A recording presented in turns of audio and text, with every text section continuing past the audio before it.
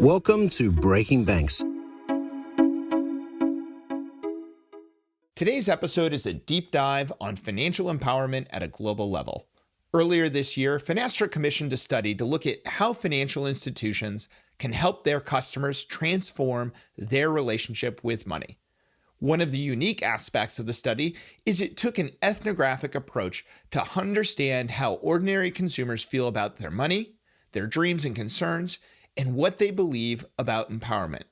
Joining me today out of the UK is Mary Connor, Finastra's Vice President for Strategic Engagement in Retail Banking. Mary, let's not pull any punches. This report I found fascinating on a number of fronts, but one of them is it's pretty clear about how consumers feel that banks treat them and one of the false assumptions they make. And why don't we start there? Can you unpack the false assumptions that banks make about their consumers? Yeah, so they assume that they have a certain level of financial understanding. And what the report shows is that that is off the mark. And actually, when we went around the globe, the levels of concern about their understanding, their financial understanding, were more or less the same, whether we went to APAC, the US, Europe, Middle East, or Africa. And it averaged around about 45% of those that we surveyed felt concerned about their lack of financial understanding. And the other thing it highlighted was that just because consumers are engaged on digital apps doesn't mean that they're engaged with their banks. That's a different thing altogether. Yeah, I was surprised at the level of consistency across geographies, but was also a little surprised that it was only 40% felt, concerned or around the finances. Can you dive into, some of the other data that surround that and how people actually, on a qualitative level express what does that concern mean for them? I think actually, there was two things. One was concerned about the lack of financial understanding. The other was about whether they worry about it. And the worry percentage was higher, right? So as you said, it is a qualitative study, as opposed to most studies are quantitative. And the difference is that a qualitative study actually amplifies in stereo the emotional and functional aspects of the consumer's behavior. Whereas in a quantitative, it's very binary. Yeah? You just kind of get yes, no answers. Whereas in this, you're getting them to emotionally articulate what it means to them to feel financially empowered. Well, and that really stood out to me, the difference that this was an ethnographic approach as opposed to, the more survey quantitative approach. Can you tell a few of the stories that came out in terms of what does empowerment mean? And, does that feeling of empowerment change based on geography? It didn't really. And actually, that was quite interesting. It was more or less the same, but probably what does change based on geography, and this is primarily due to COVID, is the need to be more financially empowered. But generally speaking, what people were saying was, I don't feel financially empowered because I don't really understand my bank, and actually they don't understand me. And if I don't feel empowered, then I don't feel in control. And if I don't feel in control, then I don't have the freedom to actually achieve my aspirations, to achieve my objectives, whether that's starting up a business or buying a house or a car or schooling for my children. So all of those things came out of it. It was amplified in certain regions by the pandemic. So if you look at parts of Africa in particular, it became a more emotional response because of the pandemic. Yeah. And do you think those effects are going to be long-term? Like, did COVID actually just highlight some systemic issues, right? They just really shined like a bright light on top of this? Absolutely. It absolutely did. It has just accelerated the need for digital and cloud capabilities. It's something that has been rumbling away in the background for a few years now, but this is really, it's lit the fire, if you like, because with home working, remote working, Banks cannot manage disconnected processes, paper processes, and that has a knock-on effect for the consumer. It means the consumer doesn't get as good a service as they should. Also, for a number of years now, banks have had digitalization as a priority, along with a couple of other items. So, I mean, regulation is a given, yeah, and having better analytics capability is another one. But the digitalization one's been top of the agenda, but they've been very slow to move. And what COVID has done now has accelerated that move. So we see an uptick in the demand for digital capabilities, and that can only be good for financial empowerment and the consumers. Well, there are some that are doing digital well, and those would be the neo and challenger banks, that have come that are, digitally native. Are they doing a better job of this? They, by and large, they are, but they are not the only ones. So if you like, I can give you a few examples of banks that are doing something really, really well. So just let's start with the digital banks. The digital banks have had a clean sheet of paper, right? So they haven't to deal with any sort of legacy real estate, yeah? They can just move forward unencumbered. But what they tend to do is they focus on niches, and they do something they do it simply and ergonomically, which is what consumers want. Because with established banks, if you look at a lot of established banks' websites, they started designing them at the advent of the internet, and they haven't really evolved them, very much since. So they still look cluttered, full of text, not interactive, not appealing to any of really any of us, regardless of age. And I'd be one of the elder lemons, and I would say I don't find them engaging at all. Never mind, a 20-something-year-old. They're more like a digital brochure than anything else, right? And I was actually really struck by the quote from Julian in Germany that design is not how something looks, but how something works. I thought that was very well articulated. I wonder if Julian is actually, a designer or something, because I think sometimes that's what's missed when we talk about digital and this idea of user experience is it needs to look pretty and modern.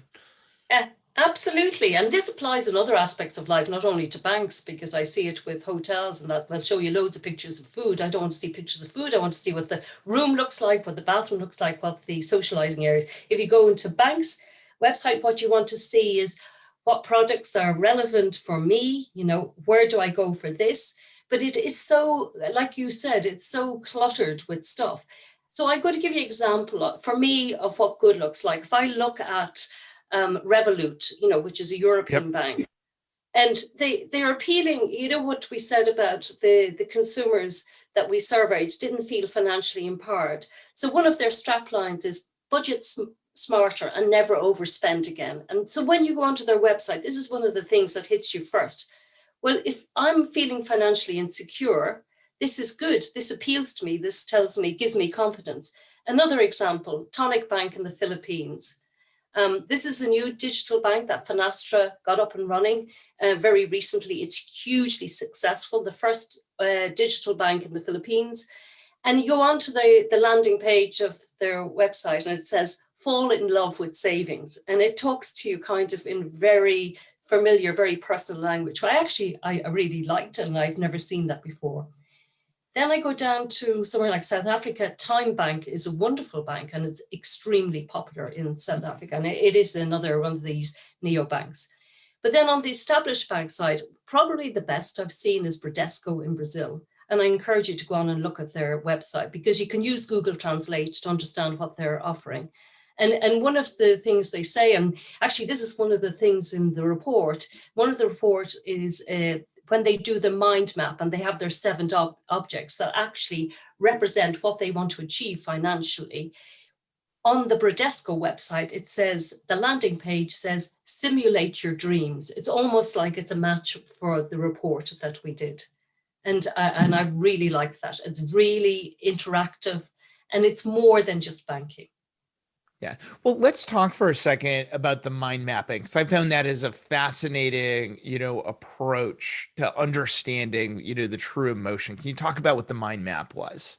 So the people that we surveyed, and so we're across, like we said, like across all the regions, yeah. And they had to bring 7 objects that represented for them what would financial empowerment mean. Yeah. So for one of them, it was a ring. In other words, they'd be able to afford to get married. Yeah. For another lady, and this was a lady in South Africa, she had these fat cakes. That was one of her objects. And that's because she wanted to build a business around making cakes. Yeah. And so she needs to be financially empowered by her bank to enable her to do this.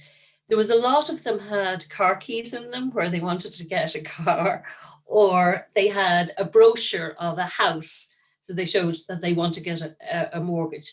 So it was actually getting them to represent what was going on in their feelings by way of objects in their lives. I found that part fascinating in terms of what it helped pull out is this concept of personalization, which is at the very center of the framework that you outlined. Can you talk a little bit about the role of personalization in empowerment? So I think personalization, the lack of personalization is why consumers feel disengaged from the bank. So going back to what I said at the very beginning, they might have all the digital apps, but they don't feel engaged. Yeah. And this is partly because of personalization. And certainly in my experience, and I bank with one of the top 10 banks in the world. So they have deep pockets. They have all the capability to deliver a personalized experience to me. Do they? Heck, no, they don't.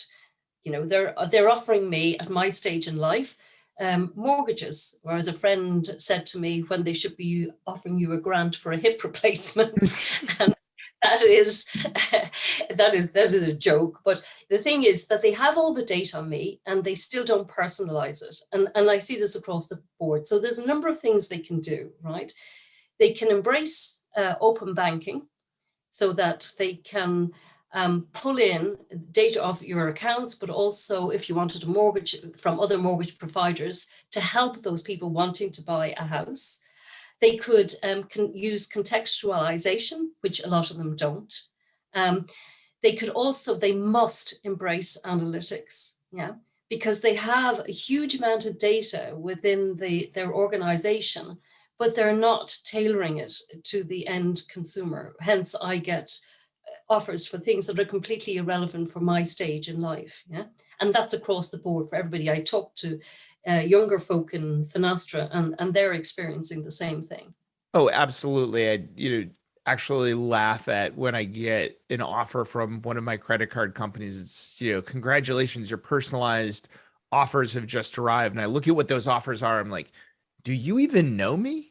Yes. What do you think that these are my personalized offers? It's actually off-putting.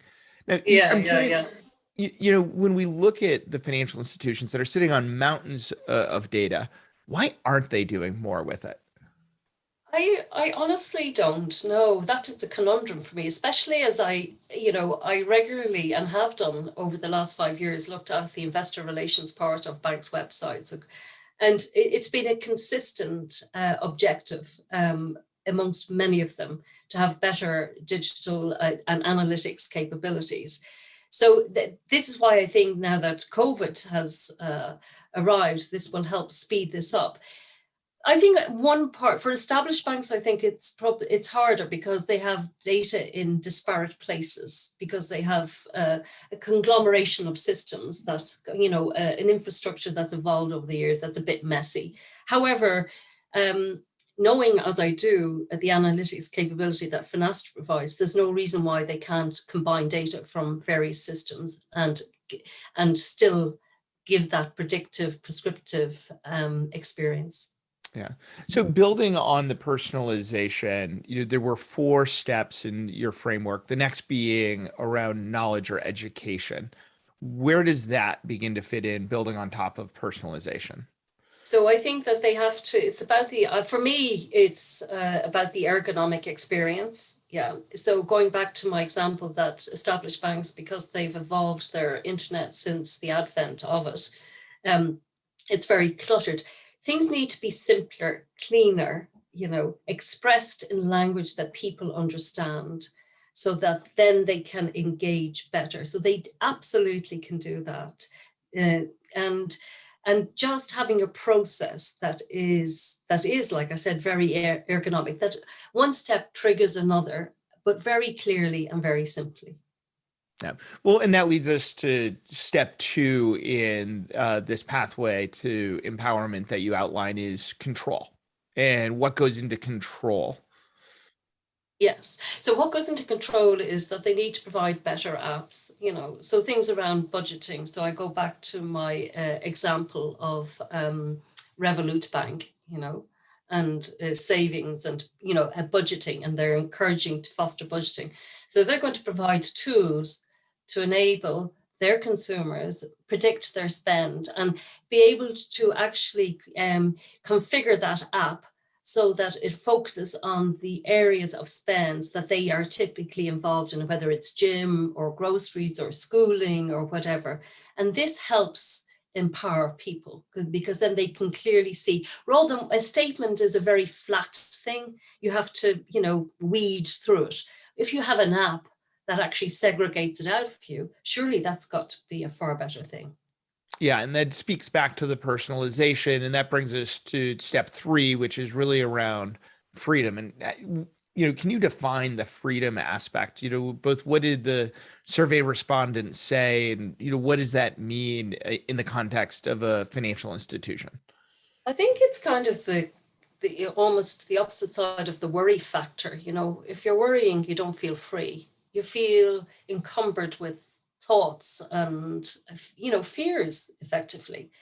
When you are empowered in terms of, whether it's open banking, whether it's digital apps, whether it's clearer, cleaner, I suppose, engagement from your bank, then you feel more confident. If you feel more confident, you feel freer. I mean, that's life generally, and it's as true of banking as it is of life. Yeah. Yeah, we had a product designer, also coincidentally from the UK, on last year, and was talking about sometimes the best experience is a non-experience. And that's what I kind of pull from what you're saying, right? Is if I don't worry about my money, that may Yes. actually be the best experience, with my budget, if I don't have to think about it and worry about it. Well, you know what? That is so true. And when you have an experience, whether it's mobile or internet, right, that is so seamless, you almost don't know what's happening, then that is by and large, that is a good experience. And, I don't want to mention any travel brands, but one or two of them have got that down to a fine art. And banks could be doing something similar. Yeah, absolutely.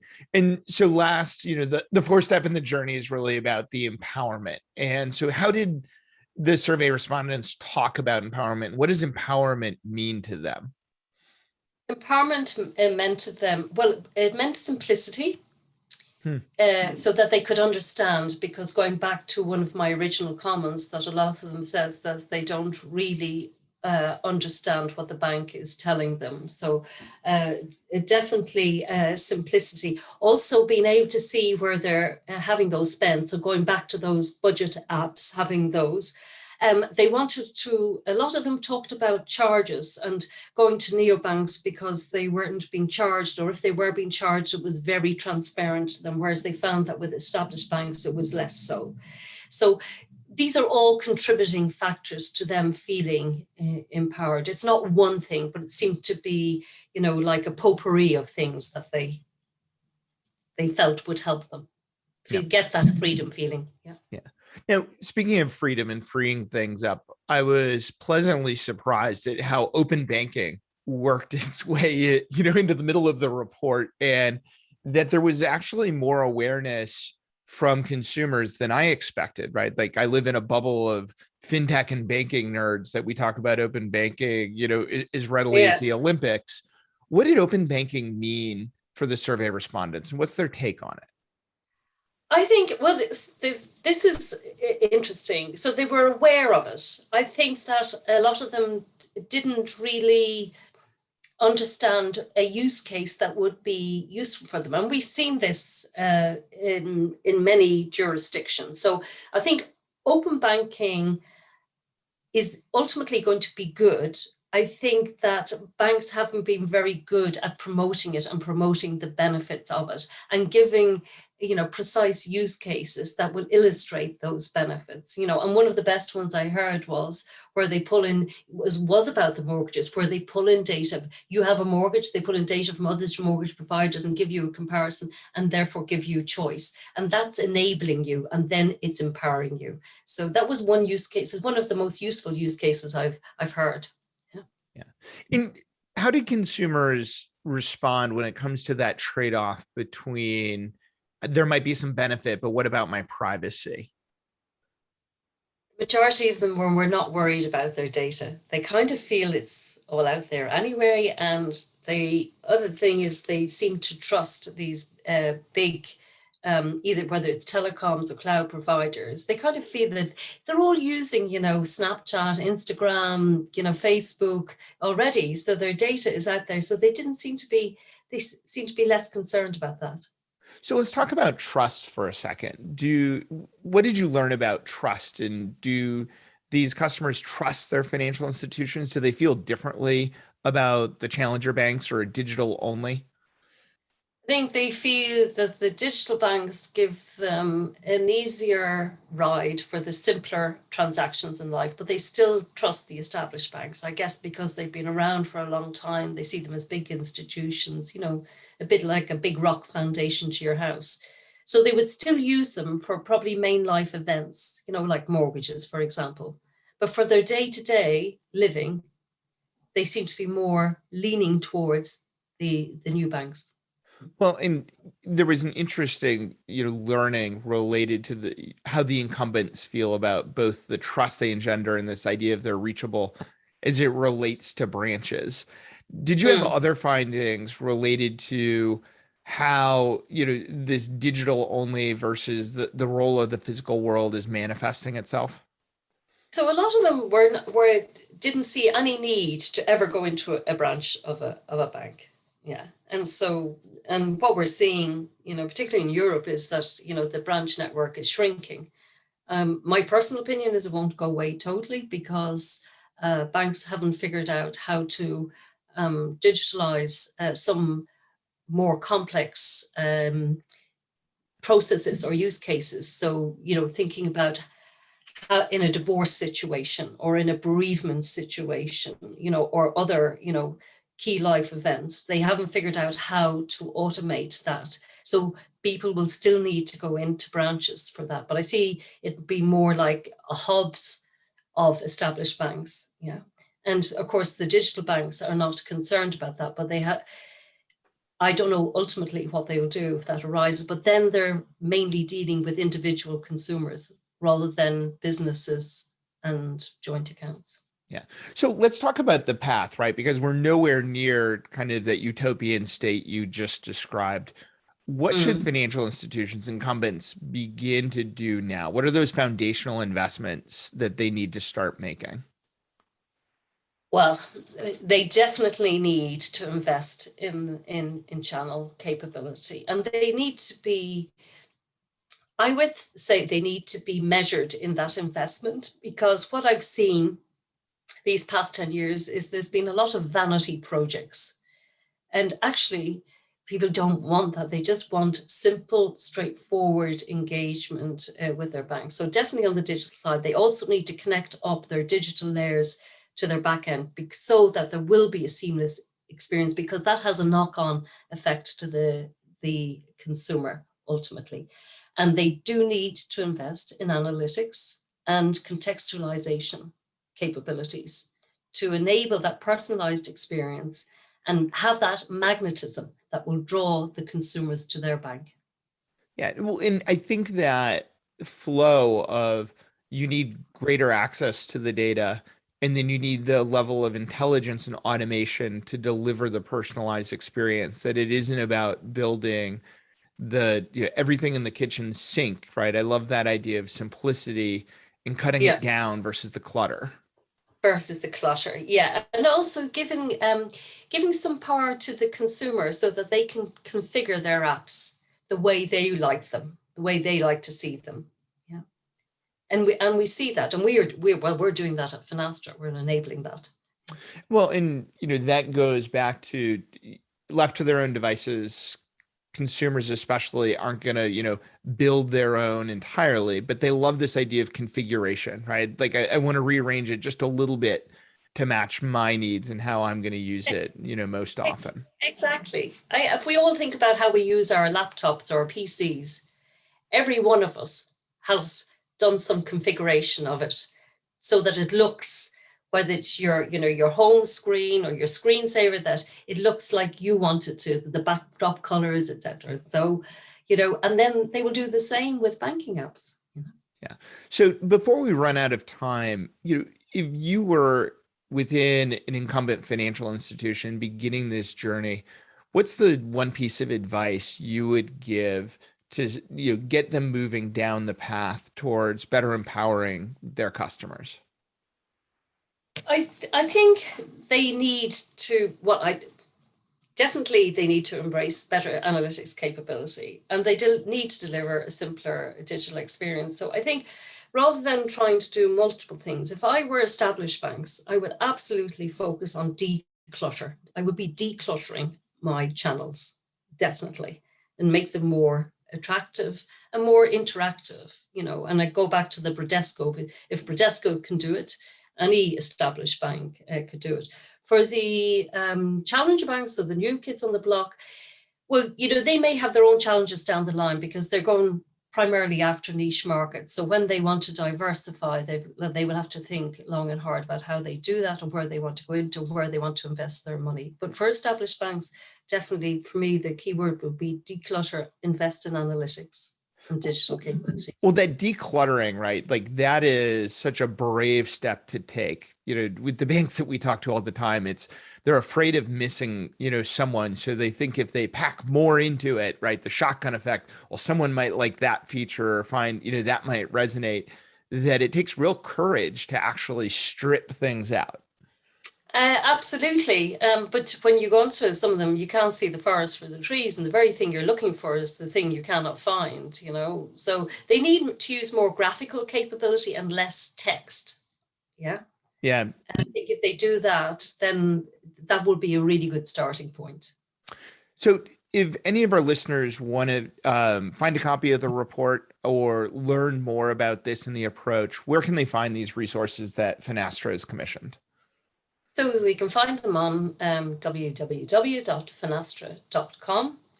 And if you want to look at some of the fintechs that we engage with, because we have our own marketplace platform on Microsoft Azure with encouraging innovation for those banks who really want to consume it, then they can go to www.fusionfabric.cloud. And there they will see the fintechs that we are engaging with and that are helping banks with those digital experiences.